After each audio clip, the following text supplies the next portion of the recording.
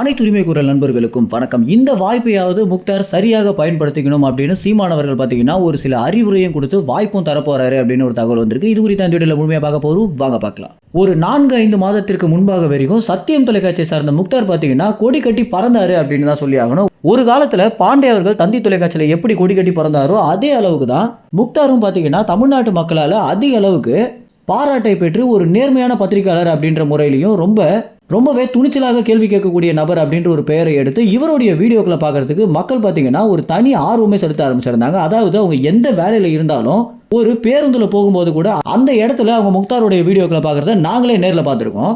இப்படி ரொம்ப பிரபலமாக இருந்த முக்தார் பார்த்தீங்கன்னா இந்த ஸ்டிங் ஆபரேஷனில் மாட்டினதும் அதற்கு பிறகு அதிமுகவிடமிருந்தும் பாஜகவிடமிருந்தும் பணம் வாங்கிட்டு தான் சீமானை இவ்வளோ விமர்சனம் பண்ணுறாரு அப்படின்னு தெரிஞ்ச பிறகு இது எல்லாமே போய் அப்படின்றத உணர்ந்த மக்கள் இவர் மேல உள்ள மரியாதை போய் அதற்கு பிறகு இவருடைய வீடியோக்களை பார்க்கறதையே சுத்தமாக புறக்கணிக்க ஆரம்பிச்சிருந்தாங்க.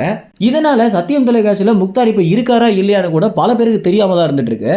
அந்த அளவுக்கு இவருடைய வீடியோக்களை பார்த்தீங்கன்னா யாருமே பார்க்கறது இல்லை அப்படின்னு தான் சொல்லணும்.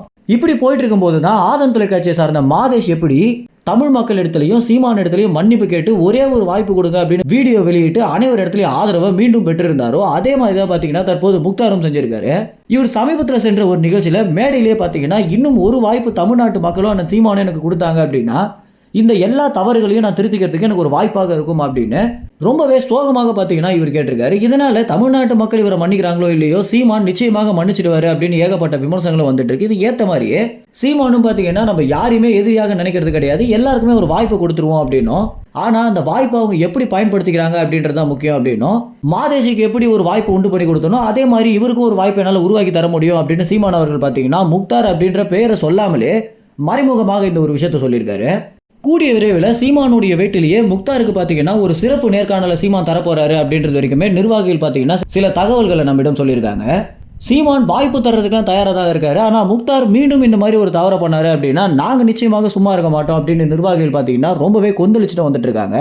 ஏற்கனவே இந்த பிரச்சனையில் மாட்டிய பிறகு முக்தாரை பார்த்தீங்கன்னா அவருடைய அலுவலகத்திலேயே முற்றுகையிடுறதுக்காக சென்ற நிர்வாகிகள் காவலர்களுடைய சமரச பேச்சுவார்த்தையினால மீண்டும் திரும்பி இருந்தாங்க.